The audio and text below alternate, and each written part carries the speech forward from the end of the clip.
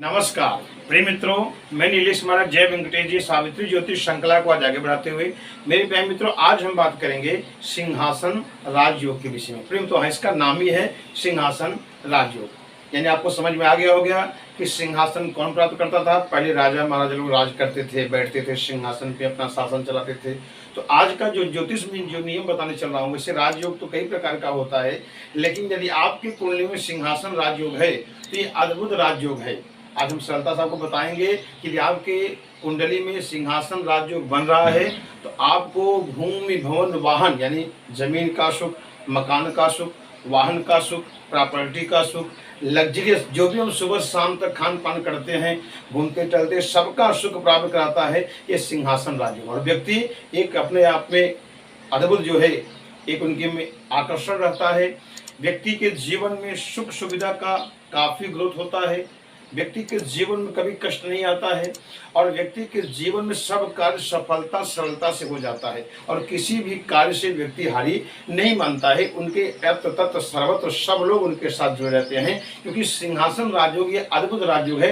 व्यक्ति अपने जीवन में राजा के समान रहता है और सब सुख सुविधा प्राप्त करता है, भ्रमण करता है, देश विदेश यात्रा करता है और घर का एकदम कुल दीपक रहता है और एकदम कुल खानदान को तारने वाला व्यक्ति होता है। तो सिंहासन जो कब बनता है आपकी कुंडली में, उसका विवेचन में करने चलना। तो निवेदन है, यदि आप हमारे चैनल पर नए तो चैनल को जरूर सब्सक्राइब करें। यदि मेरा वीडियो आपको अच्छा लगे तो आप अवश्य लाइक करें। आगे बढ़ते हैं। आज का जो मुख्य विषय है कि आपकी कुंडली में सिंहासन राजयोग कैसे देखा जाएगा। प्रिय मित्रों, चाहे लड़के की कुंडली हो चाहे लड़की की कुंडली हो, आप सरलता साहब देख सकते हैं। आप लड़की कुंडली देखिए, यहाँ में कोई अंक नहीं लिखा हो। ये घर का कुंडली का 12 घर होता है। ये पहला घर है। 1 2 3 4 5 6 7 8 9 10 11 12। यहाँ में कोई अंक नहीं, मान लीजिए आपको सरलता से अंक भी लिख के बता दे रहा हूँ। 1 2 3 4 5 6 7 8 9 10 11 12। ये मैं मेष लग्न की कुंडली बना दिया हूँ। यहाँ कोई भी अंक हो सकता है। अपनी कुंडली देखिए, यहाँ अंक पे आपको नहीं जाना है। सिर्फ मैं आपको नियम बताने हूँ सिंहासन राजयोग कैसे बनता है। मान लीजिए मैं मेष लग्न की कुंडली बना दिया हूँ। ये मेष लग्न की, यहाँ कोई भी अंक हो सकता है। अंक पे आपको नहीं जाना है, खाली आपको ये देखना है कि जो मैं नियम बताने चल रहा हूँ सिंहासन राजयोग कैसे बनता है। ये लग्न हो गया, ये पहला घर हो गया। एक से लेकर 12 तक कोई भी अंक होगा उससे कोई मतलब नहीं है। आपको ध्यान देना है कि 6वें घर में, 8वें घर में और 12वें घर में और दूसरे घर में यदि सभी ग्रह हों, सरलता समझ लीजिए। ग्रह कितने होते हैं? सूर्य, चंद्र, मंगल, बुध, गुरु, शुक्र, शनि और आपके फिर रवि आ जाएंगे। राहु केतु जो होते हैं ये छाया ग्रह हैं। सिंहासन राजयोग में राहु केतु का ग्रहण नहीं करना है। तो मैं कहना क्या चाह रहा हूँ कि यदि आप अपनी कुंडली देखिए, 6वें घर में सब ग्रह हों, 8वें घर में सब ग्रह हों या तो 12वें घर में सब ग्रह हों, इसे देखिए त्रिक भाव भी कहा जाता है। 6 8 12 भाव को त्रिक भाव, जो कि बहुत अशुभ माना गया है। व्यक्ति को काफी कष्ट होता है, जीवन में संघर्ष होता है, लेकिन सिंहासन राजयोग इसी से बनता है, ये त्रिक भाव से ही बनता है।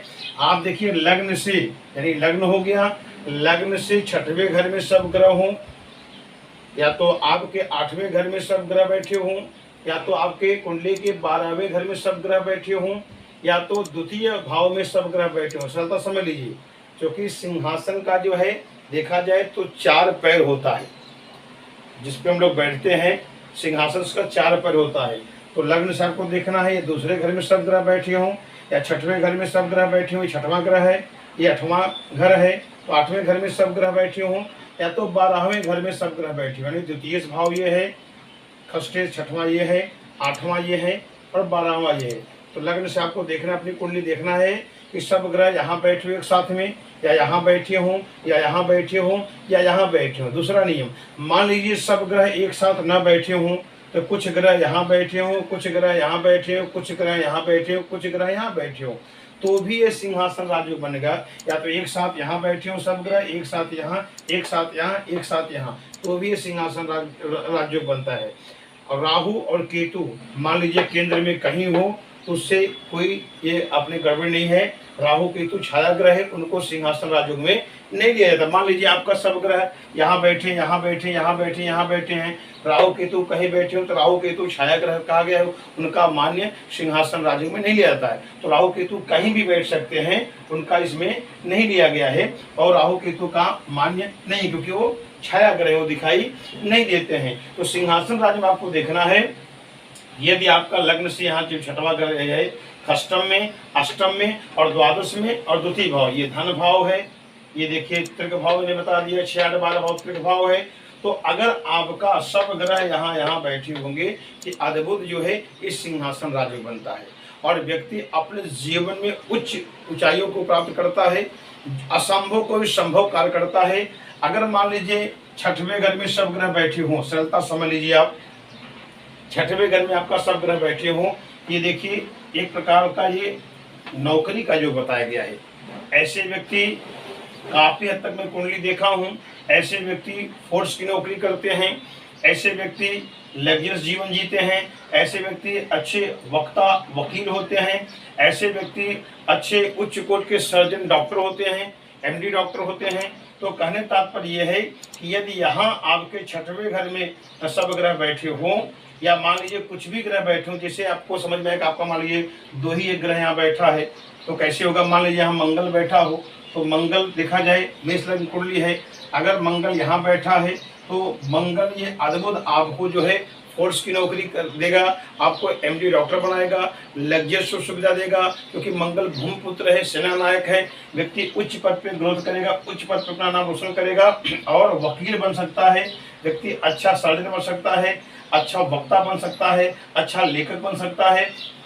तो कहने का मतलब ये कुछ भी ग्रह यहाँ बैठे हों, कुछ ग्रह यहाँ बैठे हों, कुछ ग्रह यहाँ बैठे हों, क्योंकि आपके कुंडली में 7 ही ग्रह हैं। तो ऐसा नहीं कि 7 ग्रह यहीं बैठो यहीं बैठो यहाँ बैठो यहाँ बैठो, सरलता समझ लीजिए इन चारों में ही ग्रह बैठना चाहिए। सूत्र ये है इन चारों ग्रह में या तो एक साथ सब ग्रह बैठे हो यहाँ, या तो कुछ ग्रह यहाँ बैठे हो, माने चारों में, तो भी ये सिंहासन राजयोग बनेगा। तो छठवें घर में अगर मान लीजिए ग्रह बैठे थी, नौकरी का योग है, अद्भुत व्यक्ति नौकरी प्राप्त करता है, खास करके फोर्स की नौकरी प्राप्त करता है, या तो सेना नायक होता है, या तो अच्छा वकील होता है, या तो अच्छा डॉक्टर होता है। अष्टम भाव में अगर बैठा हो, ये देखिए जल स्थान बताया गया है, इस समुद्र स्थान बताया गया। व्यक्ति विदेश यात्रा करता है, जल के माध्यम से जाता है और वहाँ व्यवसाय बिजनेस करता है, या तो अपने क्षेत्र में कहीं भी जहाँ भी जाएगा व्यक्ति, ऐसे व्यक्ति उच्च पद पर अपना रोशन करेगा, अच्छे वक्ता, अच्छे ज्ञानी, परम ज्ञानी होते हैं और शोध करता है। ऐसे व्यक्ति कुछ शोध करते हैं, अच्छा अपने जीवन में कुछ कार्य करते हैं, ऐतिहासिक कार्य करते हैं जो जीवन पर्यंत उनको याद किया जाता है और इनके पास भूमि भवन वाहन सुख सुविधा सब कुछ प्राप्त होता है, लग्जरियस जीवन जीते हैं और धन की कमी कभी नहीं रहती, अपने कुल के दीपक होते हैं और पूरे कुटुंब को तारने वाले ऐसे व्यक्ति होते हैं और देश विदेश में इनका बिजनेस चलता है। ऐसे के जीवन में काफी लोग अर्थ तत्व सर्वत्र इनके पीछे लगे रहते हैं, इनके साथ चलने वाले होते हैं और काफी व्यक्ति ग्रोथ करता है। अगर मान लीजिए यहाँ ग्रह बैठे हों तो ये अद्भुत जो बताया गया है, ये 12वां घर व्यय घर बताया गया है, लेकिन यहाँ विदेश का भी स्थान बताया गया है, बाहर देश का भी स्थान बताया गया है और ये ज्ञान का भी बताया गया है। ऐसे व्यक्ति परम ज्ञानी होते हैं, परम चतुर होते हैं, परम धनवान होते हैं। ऐसे व्यक्ति सरोवर तालाब मंदिर का निर्माण करते हैं, ऐसे व्यक्ति कुल को तारने वाले होते हैं। ऐसे व्यक्ति विदेश यात्रा करते हैं, भ्रमण करते हैं, देश विदेश पर्यटन करते हैं और भूमि वन वाहन का सुख प्राप्त होता है। जीवन में हमेशा सब सुख प्राप्त करते हैं, लग्जरियस जीवन जीवन वाले होते हैं। अगर हम द्वितीय भाव में बैठे हैं, ये देखिए कुटुंब स्थान बताया गया है, वाणी का स्थान बताया गया है और ये धन का स्थान बताया गया है। परम व्यक्ति धनी होता है, धनवान होता है, मान सम्मान कीर्ति प्राप्त करता है। इनके अंदर एक आकर्षणपन होता है, किसी सभा में जाते हैं इनको सब आकर्षित हो जाते हैं और कुछ भी कार्य करते हैं कभी भी किसी कार्य में परास्त नहीं होते हैं। इनका कुटुंब का सहयोग मिलता है, सबको तारने वाले होते हैं, सुंदर होते हैं, अच्छी वाणी तथा वक्ता होते हैं, सब सुख सुविधा इनको प्राप्त होता है। अगर मान लीजिए कहीं आपका ये सिंहासन राजयोग बन रहा है, माने दूसरे घर में सब ग्रह बैठे हों, छठवें घर में या 8वें घर में या 12वें घर में ये सब ग्रह बैठे हों, सिर्फ राहु केतु को छोड़कर, क्योंकि राहु केतु का मान्य नहीं कहा गया। राहु केतु मान लीजिए केंद्र में कहीं बैठे हों, उससे मतलब नहीं। मान लीजिए आपका राहु केतु इसके साथ भी बैठे हैं तो भी राहु केतु का मान्य नहीं, क्योंकि राहु केतु छाया ग्रह हैं।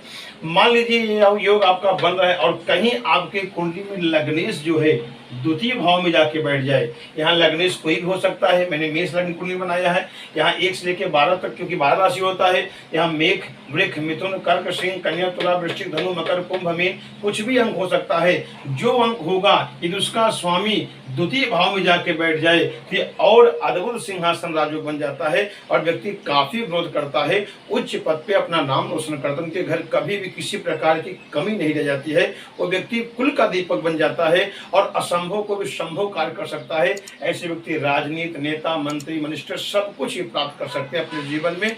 कोई भी असंभव कार्य के जीवन नहीं हो सकता है। प्रेम तो दूसरा नियम बताने चला हूँ, ये तो हो गया सिंहासन राजयोग। और एक अद्भुत जो है सिंहासन राजयोग कैसे देखा जाता है, मान लीजिए आपका दशमेश कोई भी हो सकता है। यहाँ देखिए दशमेश जो अंक रहेगा, मान लीजिए यहाँ मकर राशि है, इसके स्वामी हो गए आपके शनि।